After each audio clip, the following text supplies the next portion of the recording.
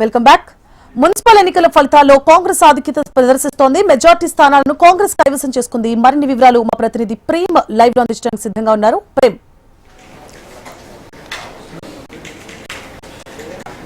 కొద్దిసేపటి క్రితమే రాష్ట్ర వ్యాప్తంగా మున్సిపాలిటీల్లో ఏదైతే కౌంటింగ్ సంబంధించినటువంటి ప్రక్రియ ప్రారంభమైంది. మొత్తం మున్సిపాలిటీలో మెజారిటీగా కాంగ్రెస్ స్థానాలను కైవసం చేసుకోబోతుంది.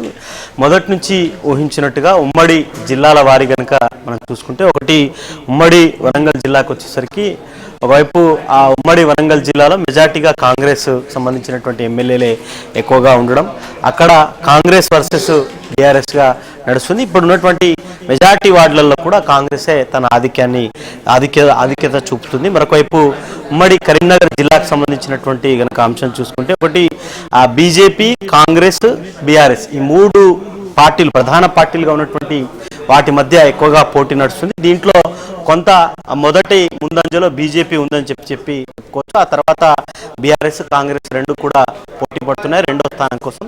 ఇక మూడోది నిజామాబాద్. ముందు నుంచి ఊహించినట్టుగానే అక్కడ బీజేపీ వర్సెస్ ఉమ్మడి నిజామాబాద్ జిల్లాలో కొన్ని మెజార్టీ వార్డులలో కూడా బీజేపీ వర్సెస్ ఎంఐఎంగా నడుస్తుంది. ఇక బీఆర్ఎస్ మరొకవైపు కాంగ్రెస్ రెండు కూడా మూడో స్థానం కోసం పోటీ పడుతున్నటువంటి పరిస్థితి అయితే కనబడుతుంది. ఇక ఉమ్మడి ఆదిలాబాద్ జిల్లాకు సంబంధించి కూడా మేజర్గా మొదటి నుంచి బీజేపీ ఒకటి కరీంనగర్, ఆదిలాబాద్, నిజామాబాద్ ఈ మూడిటిపై ఎక్కువగా దృష్టి పెట్టింది. అక్కడే ఆ స్థానాల్లోనే మూడు ఉమ్మడి జిల్లాల్లోనే ఎక్కువ బీజేపీకి సంబంధించినటువంటి ఎంపీ కానీ లేకపోతే ఎమ్మెల్యేలు కూడా ప్రధానంగా ఉన్నారు.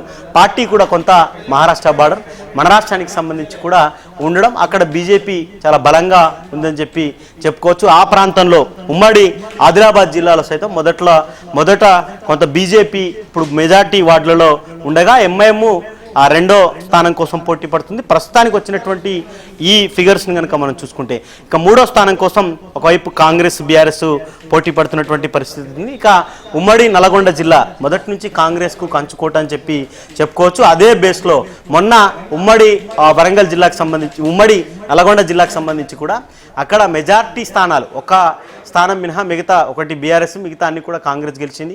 అక్కడున్నటువంటి ఎంపీలు సైతం కాంగ్రెస్ పార్టీ కైవసం చేసుకుంది.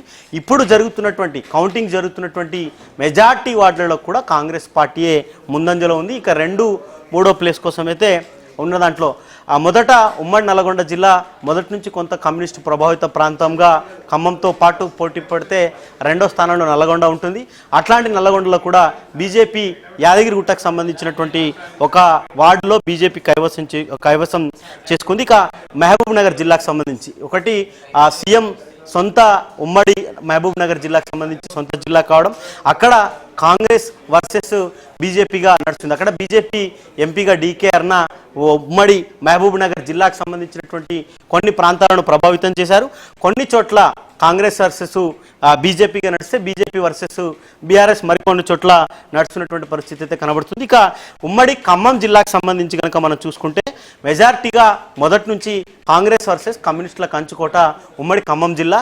తెలంగాణ రాష్ట్రం ఏర్పడిన తర్వాత 10 ఏళ్ళు బీఆర్ఎస్ పాలన తర్వాత ఇప్పుడు జరిగేటువంటి ఈ మున్సిపల్ ఎన్నికల్లో కాంగ్రెస్ అధికారంలోకి వచ్చిన తర్వాత జరుగుతున్నాయి కాబట్టి మేజర్గా కాంగ్రెస్ వర్సెస్ కమ్యూనిస్ట్ పార్టీలుగా నడుస్తుంది. కొంత ఏదైతే సిపిఎం కానీ ఇటు సిపిఐ కొత్తగూడెంకు సంబంధించి ఇప్పటికే సిపిఐ ఎమ్మెల్యేగా మరొకవైపు రాష్ట్ర కార్యదర్శిగా పార్టీ కార్యదర్శిగా కూనంనేని సాంబశివరావు ఉన్నారు, అక్కడ ప్రాతినిధ్యం వహిస్తున్నారు. కాబట్టి కొన్ని చోట్ల సిపిఐ సిపిఎంతో పాటు మొదట మేజర్గా ఉన్నటువంటి అన్ని స్థలాల్లో కూడా కాంగ్రెస్ అయితే ముందంజలో ఉందని చెప్పుకోవచ్చు. ఇక జిహెచ్ఎంసీ శివారు ప్రాంతాల్లో ఉన్న చోట్ల మాత్రం కొంత బీఆర్ఎస్ వర్సెస్ కాంగ్రెస్గా నడుస్తున్నటువంటి పరిస్థితి అయితే కనబడుతుంది.